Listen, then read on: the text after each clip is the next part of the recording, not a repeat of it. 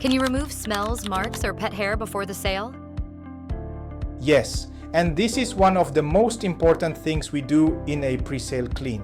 Odors, stains, and pet hair can instantly turn off potential buyers even if your home is otherwise spotless. We are experts in neutralizing smells, lifting surface marks, and removing every trace of fur, fluff, and residue, so your home feels fresh, clean, and universally appealing. Here's how we help: smell removal. We identify and treat the source, not just mask it, using safe deodorizers, deep surface cleanse, and high touchpoint sanitization.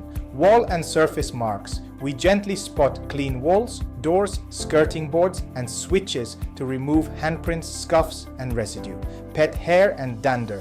We use commercial vacuums with HEPA filters to lift embedded fur from carpets, rugs, upholstery, corners, and under furniture. Whether it's cooking smells, dog odor, or musty carpet, we've helped homeowners across Melbourne eliminate lingering issues before inspection. And it makes a huge difference in buyer first impressions. Pro tip: many buyers and real estate agents cite smell and cleanliness as deal breakers. Let us handle both and give your home the new house feel buyers are searching for.